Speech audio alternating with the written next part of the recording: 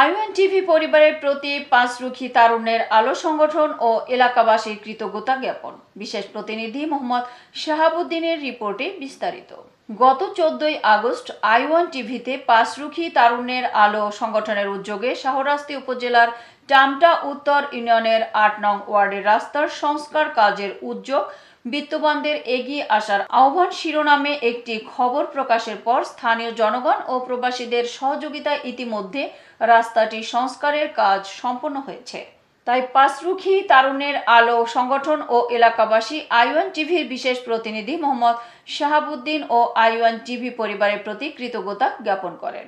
এ বিষয়ে পাঁচরুখী তারুণ্যের আলো সংগঠনের সাধারণ সম্পাদক মোহাম্মদ কবির হোসেন বলেন, আপনারা জানেন আমাদের সংগঠনের উদ্যোগে জনদুর্ভোগ নিরসনে রাস্তাটি সংস্কারের উদ্যোগ গ্রহণ করেছিলাম। আইওয়ান টিভিতে খবর প্রকাশের পর এলাকার বিত্তবান বিশেষ করে প্রবাসী ভাইদের আন্তরিক সহযোগিতা রাস্তাটির সংস্কার কাজ ইতিমধ্যেই সম্পন্ন করতে পেরেছি, আলহামদুলিল্লাহ।